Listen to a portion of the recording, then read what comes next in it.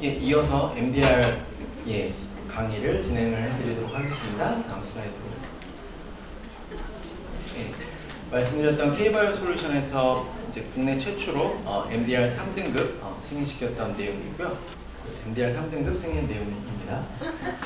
지금 이제 MDR, IVDR이 있죠. 그래서 원래는 이제 MDD였고 이제 IVDD였었고요. 그래서 지금 원래 이제 메디컬 디바이스 디렉티브에서 메디컬 디바이스 레귤레이션으로 이제 격상된 겁니다.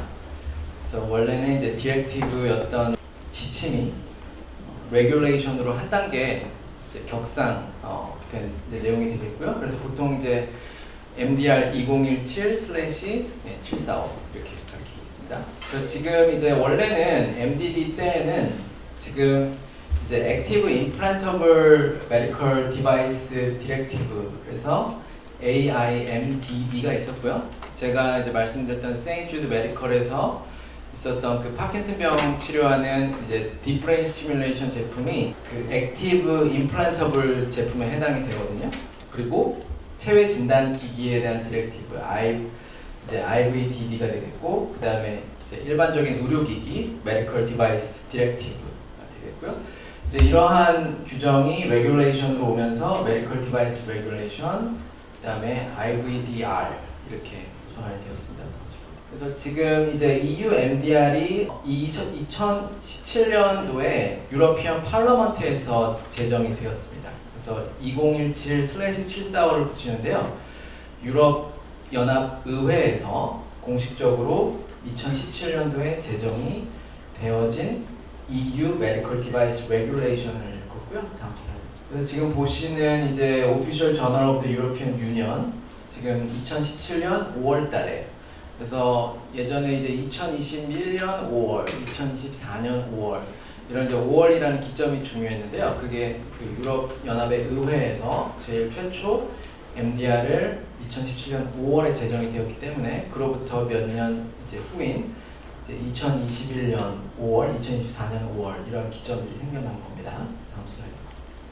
그래서 지금 이제 이러한 타임라인 트랜지션을 이제 있었죠. 그래서 이 MDR과 IVDR에서 이제 코로나 팬데믹으로 인해서 이게 1년이 연장이 되었었고요. 그리고 이제 원래는 2024년 이 기점이었는데 지금 한 번 더 연장이 되어서 2017년 이렇게 연장이 된 내용이 있습니다. 다음 슬라이드. 그래서 지금 이제 MDR을 이제 준비를 할 때 지금 이 심사를 이제 접수를 하기 위해서 지금 이제 보시는 이러한 파일들에 대한 준비가 필요합니다. 기술 문서라고 하는 이제 문서는 Technical Documentation, TECDAC이라고 하고요. 예전에 MDD 규정에서는 TECFILE이라고 했습니다. 기술 문서는 Technical Documentation이 필요하고요. 그래서 지금 여기서 보시는 이제 이 MDR 규정에서 요구가 되고 있는 파일들, 지금 이제 TECDAC 그리고 GSPR. 이 GSPR은 이전에는 Essential Requirements Checklist가 이제 GSPR로 변동이 되었습니다. 그리고 이제 중요한 Clinical Evaluation Plan, Clinical Evaluation Report, 이제 PMCF Plan, PMCF Report. 여기에 이제 열거되어 있는 파일들을 작성을 해서 제출을 해야 되는 거고요. 예전에 MDD 때에도 지금 여기에 있는 문서들이 대부분 요구가 되었고요. 다만 기술 문서가 테크니컬 파일이라고 불리었고 GSPR이 아닌 ERC 체크리스트가 운영이 되었고요. 그런데 이제 MDD 때에는 이런 기술 문서나 지금 이제 열거되어 있는 어떤 리스크 매니지먼트 리포트에도 상당히 그 위험 이제 관리, 위험 분석에서 형식적으로 리스크에 대한 컨트롤을 분석을 해도 MDD-CE가 제가 볼 때는 약간의 눈을 가리고 승인들이 나왔었는데요. 그래서 대다수의 이제 국내 의료기기 기업들이 MDD-CE를 보유를 하고 있었고 FDA 510K는 이제 많이 없었지만 MDD-CE는 대다수의 기업들이 있었죠. 그래서 지금 현재 최근에 근래 나오는 통계에 의하면은 이 MDR을 서미션 제출되었을 때 승인되는 퍼센티지가 한 25% 정도가 되고 있다고 합니다. 그래서 이제 많이 올라간 것이고, 이러한 리포츠들에 실제로 들어가야 되는 내용들이 상당히 치밀하고 체계적으로 준비가 돼야 되는 것이 MDR에서 많이 전환된 그런 이제 내용이 되겠고요. 실제 심사 진행에 있어서는 이제 인증기관별로 심사 진행이 이제 차등이 있고요. 잘 아시는 BSI, SGS, TUV, DMV, SGU 코리아, MTIC, UDEM 이런 많은 인증기관들이 있는데, K발 솔루션에서는 지금 BSI, SGS, DMV, SGU 코리아, UDEM, MTIC 이런 인증기관들의 심사에서 승인을 받고 또 진행을 해왔고요. 심사 기관마다 이 심사 방식과 심사 진행에서 차등점들이 있습니다. 예를 들어서 어떠한 인증기관에서는 심사를 제출하신 다음에 보안 요청이 나올 때 워드 파일의 보안이 나오는 인증기관이 있어요. 그런 인증기관에 있어서는 그 워드 파일의 퍼스트 라운드 보안들이 쭉 열거가 되어 있어요. 그래서 지금 제가 말씀드린 두 인증기관들 중에서 2개 인증기관들이 워드 파일에 그걸 이제 PDF로 해서 보안 요청들이 나오면 그 보안 요청들에 대해서 이제 답변하는 리스폰스 내용을 넣고, 그 리스폰스 내용이 가리키는 첨부 파일이 업데이트가 된 어태치먼트를 이제 첨부해서 제출하고요. 또 어떤 인증기관에서는 보안 파일을 워드 파일이 아닌 엑셀 파일로 제공합니다.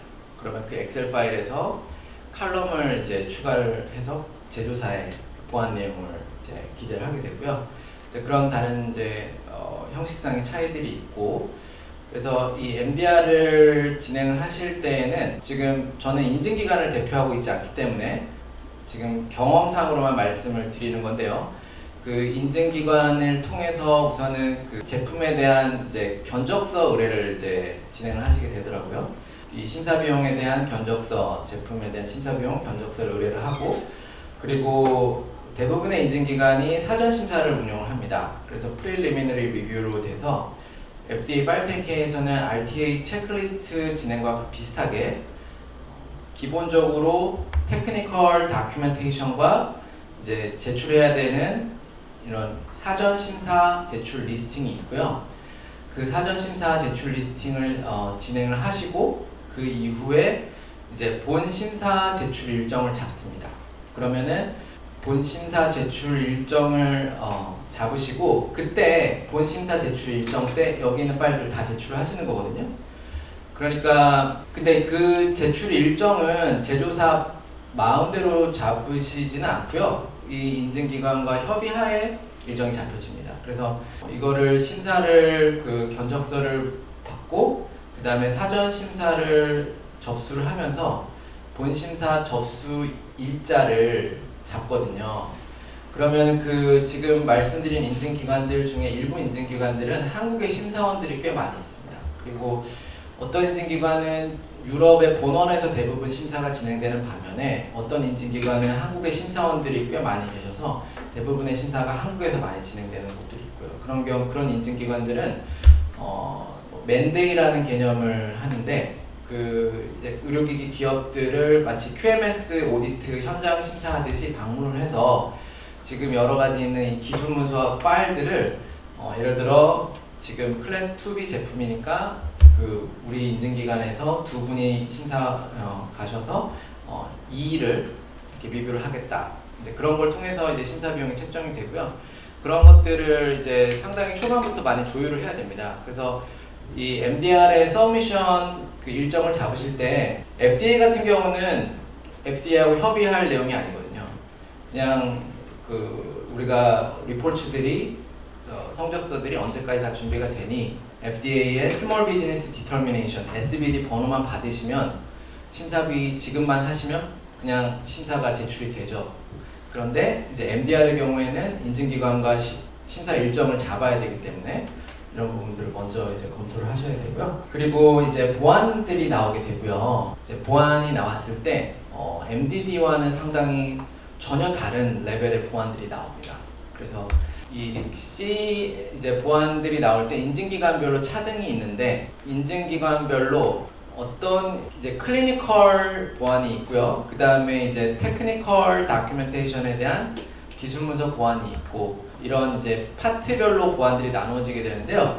MDR 심사에서도 파트별 심사가 이루어집니다. 그래서 1차 보안이 나왔을 때 그게 전체에 대한 보안이 아니고 테크니컬 다큐멘테이션, 제너럴한 내용에 대한 보안이 먼저 나오게 되고 그렇게 해서 이제 뭐 소프트웨어에 대한 보안들이 따로 있고 이런 식으로 제가 처음에 이제 존슨앤존슨 그 미국 본사의 MDR을 컨설팅을 진행하면서 그때도 이제 처음에 보안이 뭐 2개밖에 안 나와서 좋아했는데 그게 끝이 아니다라고 답변을 들어서 이제 그 이후에 파트별로 보안이 나오고요. 글로벌 기업들도 MDR을 처음 준비할 때는 이 MDR을 접수를 하고 나서 100개 이상의 보안들을 받기도 했습니다. 그래서 제가 이제 그 글로벌 기업에서 MDR 컨설팅을 진행할 때 이제 사업부가 여러 사업부가 있잖아요. 특정 사업부에서 보안을 이렇게 많이 받았으니 우리는 이렇게 받지 않도록 해라. 이런 것들이 이제 좀 지침이 있었고 지금 제가 말씀드릴 내용들을 좀 잘 준비를 하시면은 어쨌든 보안이 안 나올 수는 없지만 많이 줄여볼 수 있는 방법이 되겠습니다. 그래서 1차 보안을 받게 되면 일반적으로 2달에서 3달 정도의 그 보안을 제출할 기한을 부여를 받으시고요. 특수한 경우에는 이제 기업의 사정을 피력을 하셔서 더 연장되는 기간을 받으실 수 있습니다. 근데 전체적으로 인증기관들에서 1차, 2차, 3차 보안들이 진행이 됩니다. 그리고 2차까지만 보안을 진행하는 기업들이 또 인증기관들도 있고요. 그래서 중요한 것은 1차 보안이 나왔을 때 그 보안들을 잘 해결하는 것이 나중에 인증받기 위해서 중요합니다.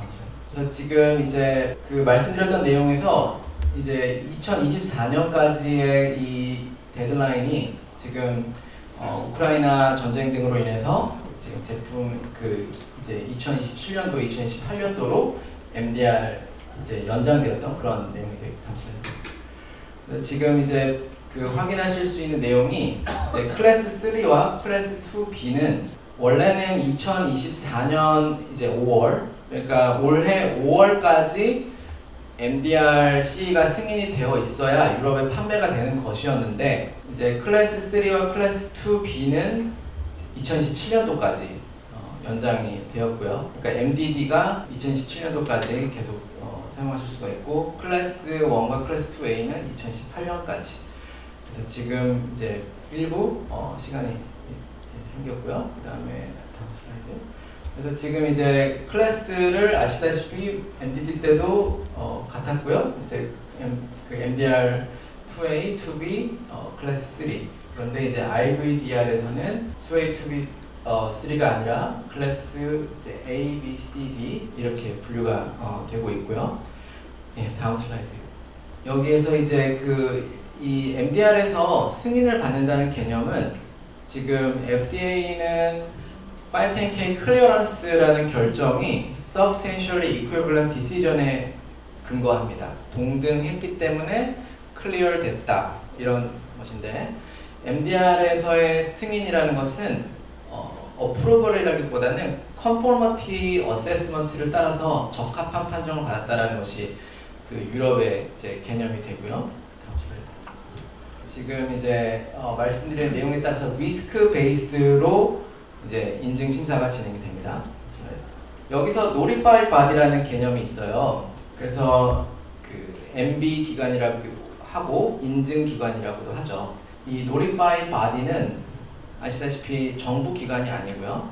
이 상장사들이 회계 감사를 받는 회계 법인들과도 유사합니다. 정부 기관이 아닌 심사 기관인데 유러피언 커미션으로부터 유럽 각국의 정부가 담당해야 될 심사 책임을 위임받은 거죠. 그래서 Notified Body가 되고 그리고 이 Notified Body는 미국의 FDA나 한국의 식약처가 아닙니다. 그래서 인증을 해주는 인증심사 기관이고 각 유럽연합의 국가에는 이 Health Authority, 식약처 역할을 하는 당국이 있습니다. 그래서 그런 내용을 차별을 Conformity Authority라고 합니다. Conformity Authority가 EU에 있는 FDA 역할을 하고요. 다음 슬라이드. 그래서 이런 내용들을 이제 좀 준비를 하셔야 되겠고요. 그래서 지금 보셨을 때 MDR과 GSPR, 지금 이제 이 MDR을 준비를 할 때에는 일반적으로 처음에 시작할 때에는 이 테크니컬 다큐멘테이션을 먼저 이제 준비를 제일 이제 기초적으로 준비를 할 수가 있겠고요. 그리고 이 퍼포먼스 리퀘어먼트에 해당되는 GSPR, 그 다음에 CAR 이렇게 작성하게 됩니다. 그 다음에 그 외에 아까 열거해드렸던 파일들을 다 작성해서 접수를 하게 되고 그 이후에 이제 보안을 진행을 이제 하는 절차가 되겠습니다. 그래서 지금 이제 보시는 게 이제 예를 들어서 기술 문서 테크니컬 다큐멘테이션이 준비가 되어지는 이제 목차가 되겠고요. 그래서 지금 여기 이제 보시는 것처럼 이 메디컬 디바이스 레귤레이션에서 그 제출되어야 한다는 그런 항목들이 있고 그 항목들을 열거를 이제 하게 되는데 실무에서는 이제 인증기관별로 서브미션 체크리스트를 운용을 하고 있고요. 그래서 BSI가 그 처음에 서브미션 할 때 본심사 할 때 하는 체크리스트가 있고 또 SGS가 체크리스트가 있고요. 그래서 인증기관별로 체크리스트가 다르고요. 결국 이제 나중에 심사를 제출을 하고 보안을 받게 될 때는 그 해당 인증기관의 체크리스트에 대비해서 보안이 나옵니다. 그래서 지금 현재 이미 MDD가 있어서 그 인증기관이 있는 이제 기업에서는 그 해당 인증기관의 체크리스트를 요청을 하시고요. MDR 체크리스트나 IVDR 체크리스트를 요청을 하시고 MDR 체크리스트와 IVDR 체크리스트 항목들이 다 들어가게 택닥을 빌드업을 하시는 게 좋습니다.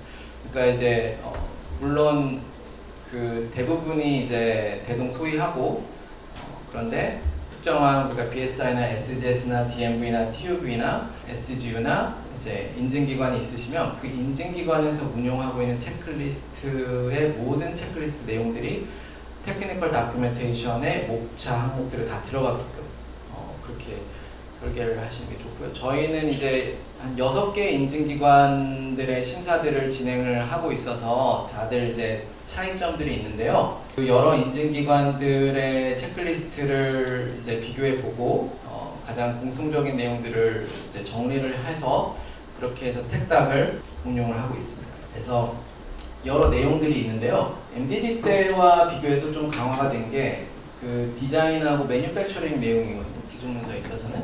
그러니까 이 부분도 사실 FDA와 많이 다른 부분이죠. 지금 이제 이런 심사를 진행을 함에 있어서 그 MDR에서는 디자인 디벨롭먼트에 대한 리포트를 요구를 합니다. 근데 사실 이게 GMP에 해당되는 거거든요. FDA에서는 요구를 하고 있지 않고요. 그래서 그 이 MDR에서 제출을 하실 때에는 우리 자사 제품의 디자인 입력물, 디자인 인풋 에 대한 내용들을 규정을 하셔야 되고요. 디자인 입력이라는 것은 중요한 개념입니다. 이 개념을 잡으셔야 되는데요. 이 의료기기는 제일 처음에 제품을 개발을 할 때 시장조사에서 시작을 하죠. 어떤 대표님이나 개발자가 임상에서 이러한 디바이스가 있으면은 사용성이 있겠다. 그 시장조사, 리서치에 해당이 되고요. 그래서 보통 R&D라고 하죠. 그래서 시장조사, 마켓 리서치. 그 다음이 and development인데 그런데 이 우리가 의료기기에서 얘기하는 디자인 설계 개발의 디벨롭먼트 과정은 철저하게 R 이후에 시작이 됩니다. 그러니까 어떤 시장 분석 내용, 마켓 리서치 내용은 철저하게 이 디자인 디벨롭먼트 이전 단계예요. 그래서 제가 이 말씀 왜 드리냐면 현장에서 GMP 심사에서 이제 디자인 입력 파일하고 디자인 출력 파일이 중요한데 디자인 입력 파일을 폴더를 열어보면 많은 대부분의 회사들이 시장 조사 내용들이 다 들어가 있어요. 그거는 이제 입력이라고 해서 우리가 시장 조사 내용을 입력했으니까 했는데 그거는 이제 디자인 입력 바인더에서 다 빼야 됩니다. 디자인 입력은 어떤 그런 제품에 대한 이제 어떤 초기 고려 사항이 아니라 제품에 대한 완결 요건 사항입니다. 그러니까 어떤 뭐 제품을 구매 그 부품의 업체에 대한 조사라든지 경쟁 회사에 대한 조사라든지 이런 것들이 디자인 입력이 아니라 결국은 예를 들어서 이 지금 마이크가 의료기기라고 한다면 이 마이크의 경쟁 회사 제품에 대한 조사 내용이 디자인 입력이 아니라 그 디자인 입력은 이게 디자인 설계 개발 과정의 절차를 개념적으로 명확하게 이해하시는 게 아주 중요하거든요. 이 시장 조사 다음에 시작되는 게 그 사용성 요건, 사용 적합성 요건, 사용 목적이거든요. 그래서 의료기기가 항상 사용 목적에서 시작을 하죠. 그러면 이 디자인 설계 과정은 이 유저빌리티 리ኳ어먼트, 유저 리ኳ어먼트 사용 목적을 먼저 규정을 하고요. 디자인 입력은 그 사용 목적을 달성시킬 수 있는 기준이 됩니다. 그러니까 자연스럽게 식약처나 MDR이나 FDA의 허가 기준이 다 디자인 입력이 되고요. 그래서 ISO 10993-1 이런 IEC 60601 기준들이 자연스럽게 다 디자인 입력이 되는 거거든요. 그리고 아까 설명드렸던 자사의 성능시험 기준도 그 성적서들이 나와줘야지 인허가 심사가 진행되기 때문에 그런 것들이 디자인 입력이 됩니다. 그래서 결과적으로 이게 이제 MDR에서 디자인 스테이지에서 지금 이 기술 문서에는 제가 지금 말씀드리는 내용처럼 이렇게 표나 문단으로 해서 설명을 유저 리ኳ어먼트를 정립하고 디자인 인풋, 그 다음에 디자인 리뷰, 디자인 아웃풋, 그 다음에 디자인 베리피케이션, 밸리데이션 테스팅, 그리고 디자인 트랜스퍼, 이렇게 과정이 디자인 디벨롭먼트인데 이거를 설명도 하시고 각각의 주요 단계에 대한 리포트가 있어야 되고 이거를 MDR에서 제출을 하셔야 됩니다. 그래서 근데 많은 기업들이 GMP는 분명히 패스했는데 이거를 열어보면은 막 뒤죽박죽이 막 지금 이제 회사에 돌아가셔서 보시면 제가 말씀드린 그 인허가상의 기준들은 다 들어가야 되고요, 디자인 인풋에. 그리고 그 다음에 이제 성능 시험들과 여러 가지 시험들을 하셨다면 그 시험의 기준들이 다 디자인 입력이 되어야 됩니다.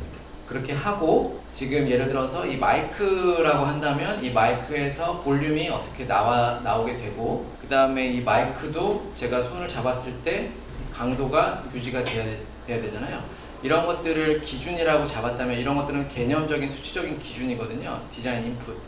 그 다음에 디자인 아웃풋, 디자인 출력이라고 하는 것은 그 기준을 충족하는 의료기기를 완제품화 시키는 데 필요한 요건, 결국은 이 마이크의 도면, 제작 조건, 제품 표준서가 DMR, 디자인 아웃풋이 됩니다. 그래서 우리가 성능 시험을 한다는 개념은 이걸 이해하시는 게 되게 중요한데요. 성능 시험을 한다는 개념은 이 디자인 아웃풋의 총 집합이라고 할 수 있는 완제품 샘플을 만든 것을 가지고 성능 시험을 함으로써 그 성능 시험의 기준인 디자인 입력을 디자인 아웃풋이 영어로는 매칭, 충족을 하는지 안 하는지를 성능 시험을 통해서 보는 것이고 결과적으로 FDA나 심사기관에서는 그걸 보는 겁니다. 완제품이 항상 완제품을 테스팅하라고 하잖아요. 완제품이 디자인 아웃풋이 디자인 입력을 충족을 했느냐. 이제 그런데 이것을 정확하게 이해하시고 이런 부분들을 QA나 엔지니어들과 함께 그러니까 디자인 입력이 제일 중요합니다. 디자인 입력에서 인허가 기준에 필요한 모든 기준들을 다 정리를 했다면 그리고 그것에 대한 테스팅을 아웃풋을 해서 진행했다면 승인이 되어야 하고요. 이제 그런데 그런 디자인 입력과 아웃풋에 대한 고려가 없이 일단 제품을 만들어 봐.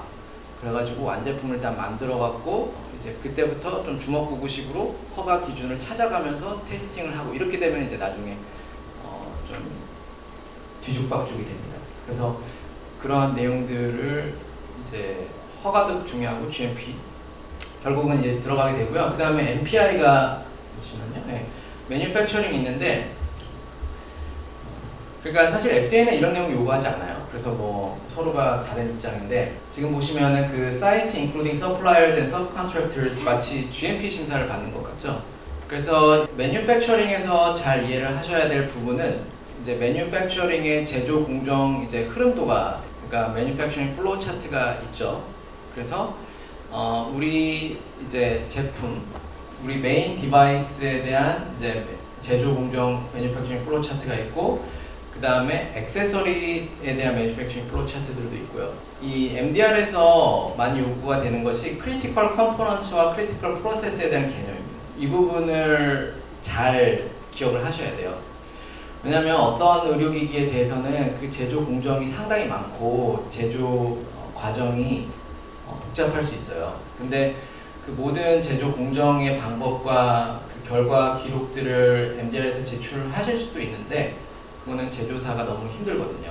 그래서 MDR에서 이제 허용이 되는 게 크리티컬 컴포넌츠와 크리티컬 프로세스에 대한 제출입니다. 그러니까 만약에 지금 이 마이크가 의료기기이다라고 한다면 여기에 여러 가지 컴포넌츠들이 들어가 있을 거고요.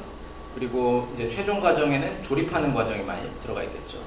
그리고 지금 이 마이크의 중요한 컴포넌트들이 있는데 MDR에서는 크리티컬 프로세스에 대한 인스펙션 리ኳ어먼트, 주요 공정의 검사 기준하고 그 다음에 주요 공정의 검사 결과를 제출할 것을 요구를 하고 있고요. 그래서 우리 자사 디바이스의 제조 공정 흐름도를 보고 그러면 우리가 무엇을 제출할 것인가를 이제 결정을 하는 거예요. 대부분의 기업들이 이런 거에 대한 고려가 없이 그냥 쭉 MDR을 달려갖고 제출하고 보안이 그냥 나와요.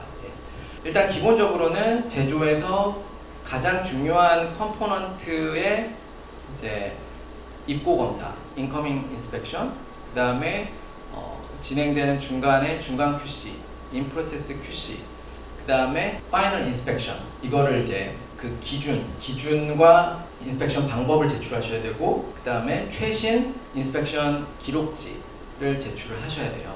그러면은 의료기기는 크게는 두 가지로 이제 공정을 컨트롤하죠. 용품 의료기기의 경우에는 예를 들어서 스탑캅을 또는 시린지를 이제 하루에 제조 공정에서 1000개씩 찍어내요. 1000개씩 찍어내면은 그거를 최종 파이널 QC에서 전수 검사하는 게 이제 어렵죠. 그래서 보통 그런 이제 용품 수량이 대단히 수량의 용품 경우에는 라인 밸리데이션을 진행을 합니다. 그래서 이제 특정 공정에 대해서 이제 IQ, OQ, PQ를 진행을 하죠. 그래서 우리 회사가 용품 회사인 경우에는 IQ, OQ, PQ로 그 공정을 컨트롤할 가능성이 높고요.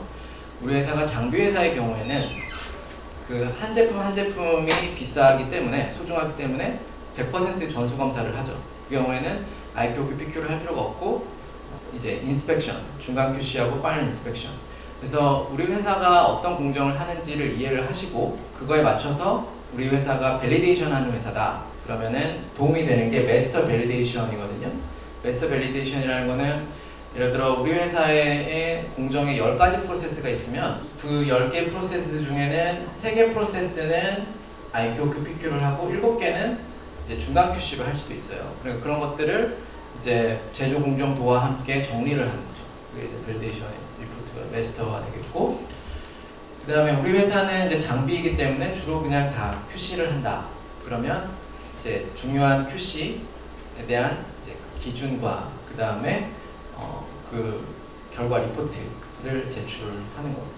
그런데 우리 회사에서는 조립만 하는 경우에 제품이 이제 서플라이어에서 와요. 그러면 이제 그런 경우에는 그 서플라이어에 대한 보안들이 많이 나옵니다. 그래서 그 우리 회사의 제품이 서플라이어에서 오는 경우에는 그 서플라이어에 대한 이제 ISO 13485도 요청이 되고요. 그리고 그 서플라이어에서 어떻게 이러한 공정 리포트들을 제공을 받는지, 그래서 이것도 MDR 심사를 준비를 하시면서 우리 제품의 공정 흐름도를 보고 지금 제가 말씀드리는 이런 리포트들이 있는지, 그리고 서플라이어들한테 요청을 하고 이렇게 준비가 되어야 되고요.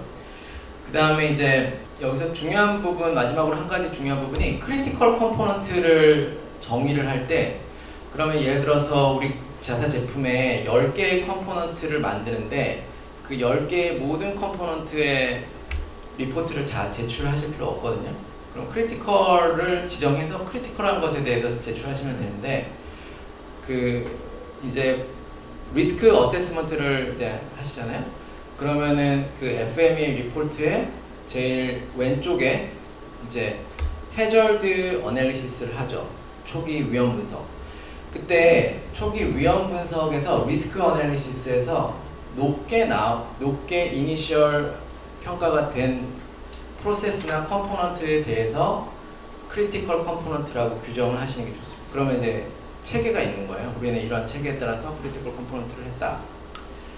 그렇게 해서 MPI는 좀 준비를 해볼 수가 있겠습니다.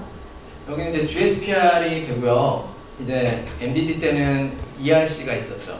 그래서 지금 이 GSPR은 그 MDR의 공통적인 룰입니다. 그러니까 지금 여기 나와 있는 룰 디스크립션들은 모든 GSPR에 같아요. 지금 이거를 이제 준비를 하실 때는 제일 먼저는 그 해당 룰이 애플리커블한지, 그러니까 멸균 용품인지에 따라서 또는 전기 기계 제품인지에 따라서 이게 이제 중반으로 가면은 yes, no가 갈리거든요. 다 yes가 아니라. 그리고 여기 이 메서드하고 스탠다드에는 그런 룰에 대해서 우리 회사가 적용시킨 기준이 돼요. 지금 여기에 보시는 룰은 그 매뉴팩처링에 대한 룰이거든요. 그러니까 당연히 ISO 13485가 스탠다드로, 근데 이거는 이제 우리 회사에서 이걸 적용시켰다는 개념이고요. 그 다음에 이제 에비던스를 제출하시는데 그 에비던스에 그 스탠다드에 대한 테스팅 리포트 또는 기술 문서의 그 특정 영역을 이제 여기에 이제 나열을 하시게 됩니다. 그래서 그 이 GSPR의 보안이 나오는 걸 보면 우리가 해당이 되는데 해당이 안 됐다고 했을 경우에, 또는 이 룰에 해당되는 특정한 리포트들이 언급이 잘 안 되어 있을 때. 그래서 예전 MDD와 비교해서 MDR에서 강화가 된 것은 어떤 규정적인 차이라기보다는 이 체크리스트의 이런 항목들을 꼼꼼하게 하느냐 안 하느냐 좀 차이가 많이 있습니다. 그래서 이게 꼼꼼하게 잘 하나씩 따져가면서 되어 있으면은 이제 그 보안들을 해결할 수가 있고요. 다음 클리니컬 이밸루에이션에 대한 말씀을 조금 더 드릴 텐데요. 이제 클리니컬 이밸루에이션이 이 MDR로 전환되면서 가장 어려운 부분 중에 이제 하나인데요. 이제 제가 앞서서 말씀드렸던 그 Key Performance Requirements 이 부분이 제일 중요합니다. 그래서 일단 우리 회사에서 A 제품의 MDR 승인을 받기 위해서 유럽에서 임상시험을 해야 되느냐 안 해야 되느냐 이 질문하기 전에 우리 회사 제품의 Clinical Key Performance Requirement가 무엇이냐를 먼저 규정을 해보셔야 돼요. 그러면 이제 이거는 정해져 있는 게 아니고 그냥 제조사가 정하는 겁니다. 그래서 지금 이제 말씀드렸던 어떤 풍선 카테터라든지 이런 용품 제품이 뭐 서지컬 수처 이런 제품들이 있고, 또 에너지가 조사가 되는 이런 하이프나 레이저나 그 RF 장비들이 있죠. 그리고 이제 소프트웨어, 디지털 소프트웨어 진단 제품들도 있고요. 그러면 이제 그 이 MDR 준비할 때 제일 처음에 고민해야 될 게 이 키 퍼포먼스를 무엇으로 잡을까 이거든요. 그래서 그 키 퍼포먼스를 잡는 것을 고려를 함에 있어서 중요하게 고려해야 될 사항들이 좀 있습니다. 그래서 이 내용들은 어떤 리터처 분석보다도 더 중요한 내용들이 되고요. 그래서 이거를 지금 그 이 CER을 이제 처음에 이렇게 논문을 작성을 하듯이 스트럭처를 준비를 해보시는 게 중요합니다. 그래서 이 MDR에서 여러 가지가 요구가 되는데요. 지금 이제 GSPR도 있고 NX1에 그 다음에 클리니컬 에비던스도 있고 리스크 매니지먼트도 있고 이제 여기 PMS가 있죠. 그 다음에 이제 QMS도 있고요. QMS 심사도 동시에 진행되기 때문에, 그 다음에 이제 클리니컬 이밸루에이션이 있는데, 이 클리니컬 이밸루에이션은 개념적으로는 이 모든 평가를 다 일단 포함시킨다고 보면 됩니다. 클리니컬 이밸루에이션의 그 택닥에 있는 우리 회사 제품의 스펙에 대한 내용들 들어가고요. 그 다음에 동등 비교를 진행한다면 그 동등 비교에 대한 내용들도 클리니컬 이퀴밸런스 이제 내용이 들어가야 되고요. 지금 이게 이제 이 사전 이제 시험들하고 사후 평가들이죠. 그래서 임상 시험을 클리니컬 인베스티게이션을 한 경우도 있고, 또는 시스테매틱 리터처 리뷰를 한 경우도 있고요. 그리고 이 클리니컬 이밸루에이션이라는 거는 이제 리스크 매니지먼트를 바탕으로 진행이 되는데, 예전에는 이 리스크 매니지먼트에서 FMEA 리포트를 이제 제출하면 되었는데, 이제 요즘에는 CER에서도 클리니컬 리스크 베네핏 어세스먼트가 요구가 되고 있어요. 그래서 우리의 의료기기에 대한 리스크 베네핏을 레이팅으로 CER에서도 이제 적용을 해야 될 필요도 있고요. 그 다음에 이제 포스트 마켓, 여기에 이제 PMS와 PMCF, 비즈니스 리포트, 그리고 그래서 여기 PMCF, PMS, 비즈니스 리포트 이런 내용에서 서머리 내용들이 CER에 들어와 줍니다. 그래서 결국은 클리니컬 이밸류에이션은 지금 이 제품의 처음에 스페시피케이션, 이제 제일 초반부에는 우리 제품의 사용 목적은 무엇이고, 그 다음에 우리 제품의 스페시피케이션은 무엇이고, 그리고 우리 제품의 키 퍼포먼스 리ኳ어먼트는 무엇이다라고 규정을 해주고요. 그리고 이제 어떤 동등 비교, 디바이스 이퀴벌런스라든지 소타라는 내용들을 이제 같이 후반부에 나오게 되고, 그리고 제품이 테스팅된 순서대로 우리는 비임상에서는 이런 성능 시험을 진행했고, 비임상에서는 이런 생물학적 시험을 진행했고, 서머리 형태죠. 전임상, 프리클리니컬, 임상 가기 전 임상은 이걸 했고, 그 다음에 임상 리뷰에서는 임상 시험을 한 개 있다면 우리는 이런 임상 시험을 했고, 그 다음에 클리니컬 리터처 리뷰, 그 다음에 소타에 대한 이제 분석들, 메타 리뷰 이런 식으로 진행이 되고요. 그리고 더 나아가서 이 PMCF와 PMS에 대한 이제 서머리 내용들을 내용 구조 차원에서 이제 넣게 됩니다. 그래서 CER에서는 지금 이제 이 리터처를 분석을 할 때 지금 이런 스테이지를 나누어서 진행을 해야 되고요. 이게 이제 CEP에 다 반영이 되어 있어야 되는데, 이게 일단 기본적으로 보안이 많이 나오는 영역이고요. 그래서 리터처를 이제 분석을 함에 있어서 처음에 키워드를 제대로 설정했느냐, 그리고 그렇게 임상을 필요한 리터처를 추려가는 그 과정이 시스테믹 리터처 리뷰가 진행이 되었냐, 이런 부분들이 보안이 많이 나옵니다. 그러니까 이거는 CEP하고 CER에 둘 다 보안이 나옵니다. 그래서 지금 이제 클리니컬 이밸류에이션에서는 그 에비던스 데이터 이런 내용들을 이제 활용을 하는데, 중요한 게 시스테매틱 어프로치를, 그러니까 결국은 CEP가 잘 작성이 되어 있어야 되고요. 그래서 지금 여기서 이제 CER에 대한 부분인데, 여기에 보시면 지금 여기가 좀 중요도가 낮은 거고 갈수록 중요도가 높은 거예요. 임상 평가에서 더 높게 평가를 하는 내용이 되겠거든요. 지금 여기 제일 밑에 보시면은 엑스퍼트 오피니언이라고 적혀 있어요. 그러니까 이제 어떤 그냥 전문의의 MD의 그 개별 오피니언, 좀 밸류가 떨어지죠. 그 다음이 이제 지금 케이스 컨트롤드 또는 케이스 리포트, 사실 한 명에 대한 임상 결과 가지고도 논문 내시거든요. 네, 교수님들이. 그건 케이스 리포트, 너무 이제 데이터가 빈약하죠. 그 후에는 코홀트 스터디즈, 이거는 이제 싱글 암 스터디인 거예요. 그래서 단일 그룹. 지금 앉아 계시는 분들이 지금 RA에 대부분 종사하시잖아요. 그 코홀트가 되는 겁니다. 같은 코홀트, 병원에서 코홀트 관리를 한다고 하죠. 어떤 한 개 군을 가지고 평가를 한 거예요. 동일한 호모지니어스한 동일군이죠. 근데 이제 그 후에, 그러니까 지금 이제 제가 말씀드리려고 하는 게 뭐냐면은, 대부분 질문하실 때 우리 그 MDR을 위해서 임상평가 준비해야 되는데, 클리니컬 이밸류에이션 준비해야 되는데 확증 임상시험 유럽에서 해야 됩니까? 라는 질문에 대해서 지금 이 도표만 보셔도 꼭 해야 되는 건 아니라는 거거든요. 왜냐면 이 확증 임상시험이 저 RCT인데 지금 1번이 아니라 4번이에요. 중요도가. 그러니까 이게 이제 물론 RCT가 인정이 많이 되는데, 이거는 근데 이제 MDR에서의 중요도가 아니라 임상적인 중요도입니다. 그러니까 그건 조금 다른 점이 있는데, 어쨌든 RCT는 이제 대조군을 두면 이제 RCT가 되죠. 시험군 대조군이 있으면은 이게 랜더미제이션 해야 되거든요. 무작위 배정. 그러면 이제 대조군이 있는 시험을 RCT라고 합니다. 그러면 이제 비교군이 있기 때문에, 컨트롤 디바이스가 있기 때문에 통계 P-밸류가 나옵니다. 그 시험군하고 대조군에 대한. 그래서 임상 성공했느냐 안 했느냐를 보통 다 RCT로 하는 거고요. 그게 있고, 그 다음에 그 위에가 critically appraised. 그러니까 이제 이런 RCT 평가에 대해서 이제 비평이 들어간 거. 그리고 마찬가지 두 번째고, 첫 번째 제일 위가 메타. 요즘 이제 많이 사용되고 있는 이제 메타 어널리시스가 되겠고요. 이 메타 어널리시스라는 것은 이제 그 여러 개를 하나로 분석해낸다라는 그런 의미인데, 다음 슬라이드로 가볼까요? 그 내용들에 대해서 제가 조금 더 말씀을 더 드리겠습니다.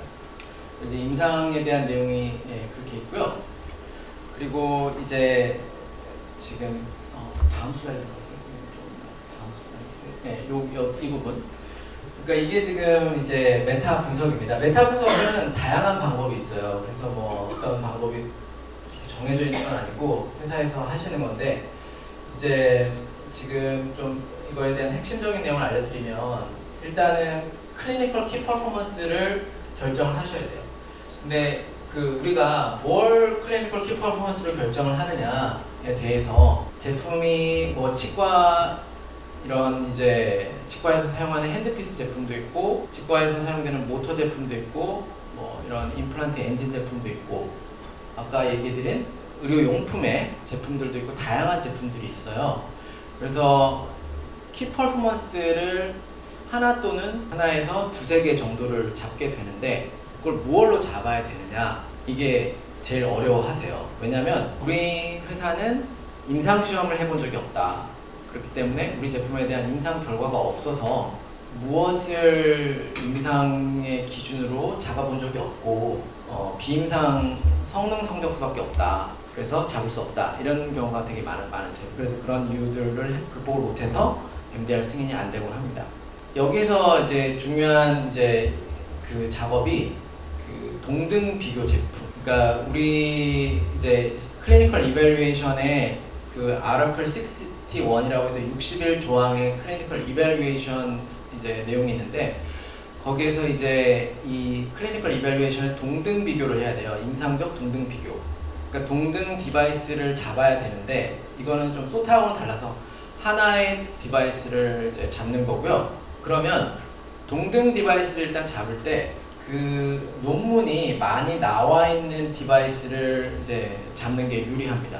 나중에 이제 비교를 리터처 리뷰할 때 연결시키기 위해서 동등 제품은 일단 최근에 논문들이 많이 확보된 제품을 동등으로 잡으시고요. 그리고 그 논문들에서 공통적으로 평가되고 있는 지표, 그거를 찾아보시는 거예요. 그러니까 이제 예를 들어서 표로 우리랑 비슷한 많이 팔리는 제품은 A, B, C가 있는데, 그 A, B, C에 대해서는 이런 논문들이 나왔다.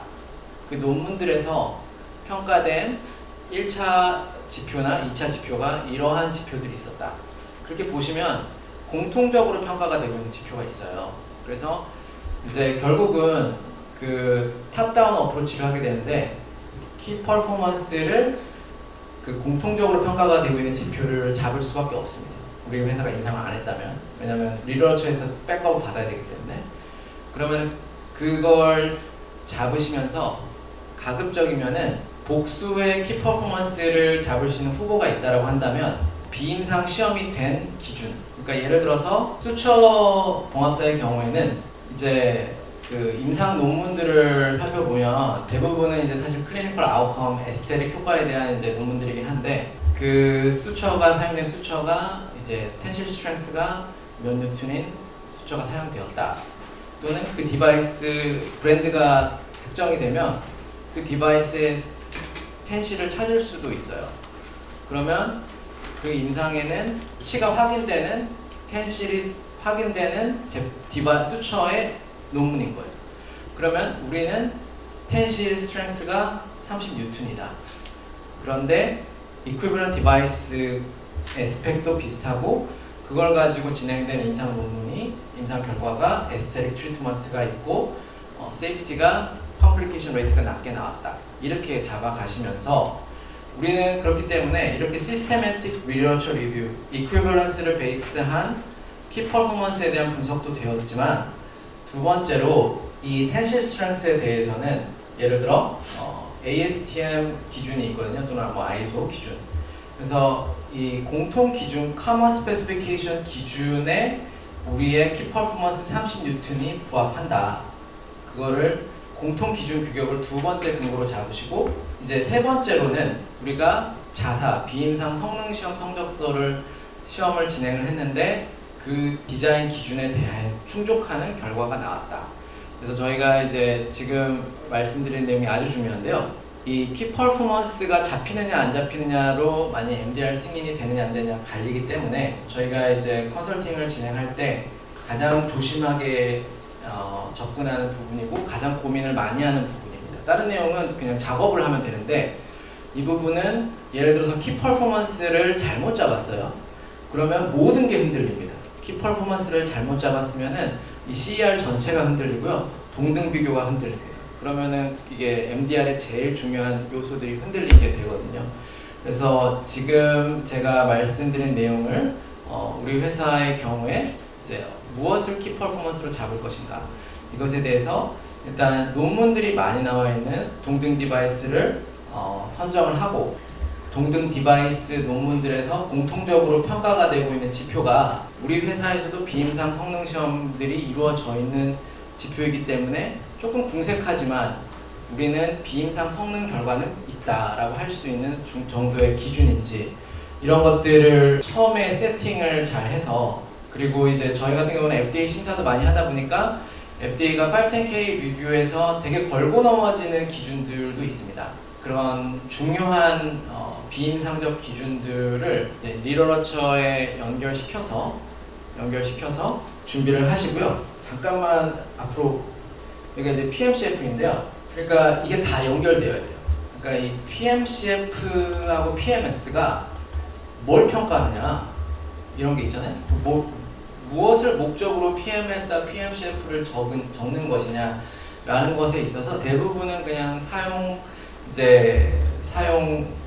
세일즈하고 컴플레인트 이 정도가 있는데 일단 키 퍼포먼스를 잡아 놓으면 우리가 MDDC가 있는 회사의 경우에 그 일부 임상적 데이터가 있는 경우가 있거든요. 그냥 어떤 병원에서 일부 평가가 들어온 내용들 그것들도 키 퍼포먼스를 잡으실 때 고려하셔야 돼요. 왜냐면 저희가 이제 3등급 승인을 시켰을 때 PMCF를 보니까 설정하려고 하는 키 퍼포먼스가 데이터가 있었어요. 그러니까 이거는 백업이 되는 거예요. 그래서 가급적이면은 모든 소스에서 리터러처에서 그 키 퍼포먼스가 공통적으로 많이 평가가 됐기 때문에 거기서 백업이 되고 그 다음에 동등 비교 제품이 그 키 퍼포먼스가 쓴다는 증거가 있기 때문에 백업이 되고 우리 회사가 그 비임상 성능 시험을 했기 때문에 거기서 백업이 되고 그리고 ASTM ISO 기준이 또 있기 때문에 거기서 백업이 되고 또 더 나아가서 PMCF까지 그 임상 데이터가 연결이 되기 때문에 백업이 된다면 이거는 진짜 우리는 RCT 확증 임상 시험 하나는 못했을 뿐인데 진짜 할 건 다 최대한 하게 된 겁니다. 그래서 K바이오 솔루션에서 이 MDR 컨설팅을 30여 개 제품을 진행을 해오면서 이 제조사에서 키 퍼포먼스를 제일 어려워하시고 그거를 못 잡아서 보완을 받아서 요청한 상장사들도 다수가 있고 그렇게 해서 승인이 되었고요. 그래서 그거 지금 제가 말씀드린 내용을 바탕으로 잡으시면 그 MDR 승인 이렇게 받으실 수 있겠다 말씀드리겠습니다. 그러면 4시까지 강의 그렇게 진행드리고 10분 브레이크 타임 갖도록 하겠습니다. 감사합니다.